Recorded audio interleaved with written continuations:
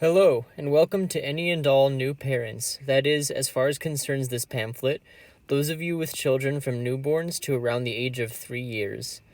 The development of your child's speech is expected to be a rapid adventure. The brain at this age is incredibly malleable, and it can be difficult sometimes to expect one thing or the other from your child in terms of their speech.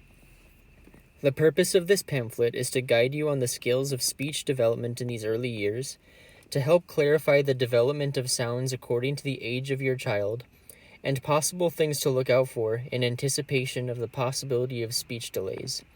Throughout this guide, please keep in mind that at all times every child will vary in their development, and that not every delay is necessarily a cause for concern. First, we will begin with the pre-linguistic stage. That is generally 5 months to 2 years. During this stage, we can expect the pre-linguistic sounds to emerge. And these are pre-linguistic because they are not necessarily considered language. The reason for this is because they are merely involuntary responses to external stimuli. It's important to note, though, that this is a very crucial step in the development of your child's language. First noises include crying, cooing, and whimpering.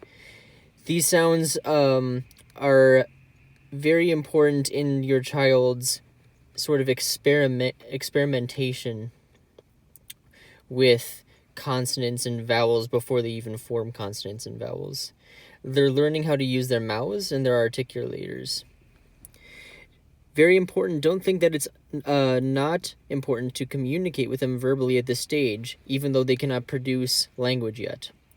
You have to remember that they can hear the sounds that are made around them, and it is always very important to give them material to work with. You need to immerse them in language so that they can learn. If they're not immersed, then they're not going to learn. So be sure to communicate your child at this stage just like you would in any other stage. In this stage, you could expect generally, by the first year, to have heard babbling and vocalizations. From 1.5 to 2 years, recognizable words and consonant vowel words. And at 2 years, you can expect to hear final consonants such as the t and cat, and communication with words and the use of syllables. A good definition of pre-linguistic speech, for clarification's sake, is the use of sounds in a communicative manner before speech, and with no words or grammar. They progress through stages culminating in speech-like vocalizations. Phonation, that's the sound, gooing, expansion. There's some overlap in vocalizations characteristics of these stages. Remember, there are gray areas. It's going to differ with every child.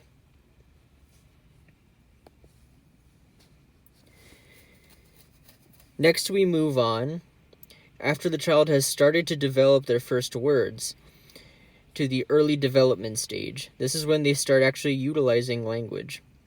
This is from the age of 2 years to 3. Mostly you can expect to see S clusters, such as sp and spoon, and contrasting between the back of the mouth and the front, so the difference between k and t. Later on, we'll treat of those differences that are typical to see and hear in children as they're developing, and how they might mix up the sounds a little bit, and it's completely natural and understandable. This is also when multi-syllable words begin to appear.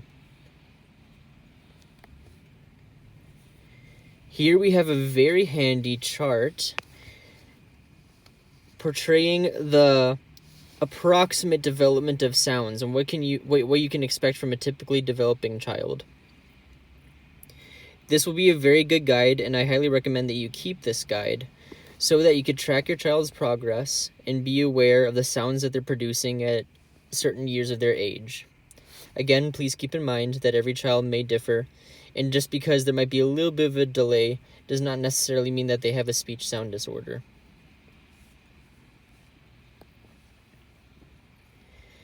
Here we have a list of common phonological processes. A phonological process is exactly something that you might expect from a child making mistakes with the sounds in their language as they are developing. Just as an example, the top one is fronting. So instead of saying cup, a child might say tup, replacing the k with a t sound. And it also gives you an approximate age of elimination, and you should expect to see that eliminated by 3.5 years. As you can see, a lot of these are after the age of 3. You can expect a lot of phonological processes naturally occurring in your child before they reach this age. So don't be too concerned about how they might mess up certain sounds and words at this age. But do focus on all the different types of sounds that they are acquiring as they're learning.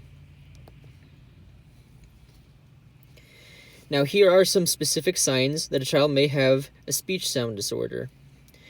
This could include trouble moving the jaw, tongue, and lips, struggling to make specific speech sounds according to their age group, not speaking as well as other children their age, not speaking clearly enough for others to understand, suddenly changing pitch or volume while talking, hoarse, raspy, or nasal voice, running out of air while speaking, lisping or stuttering, having a hard time chewing, blowing their nose, or otherwise using muscles in their face.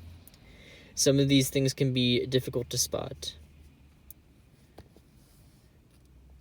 So when do you consult a speech-language pathologist to ascertain whether or not your child might have a notable speech delay and a possible disorder?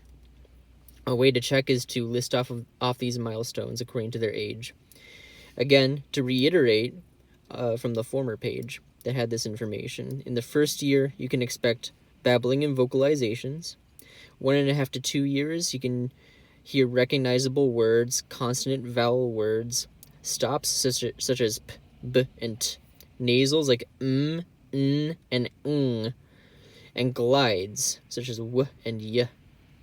At 2 years, their final consonants like t and cat come into play, and you can expect communication with words and speaking in syllables. At 3 years, you should expect to see S consonant clusters like sp and spoon, contrasting between the back of the mouth, k, and the front, t, and expansion of their library of sounds.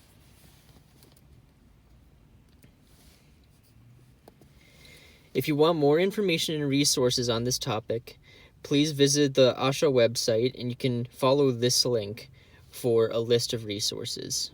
Thank you.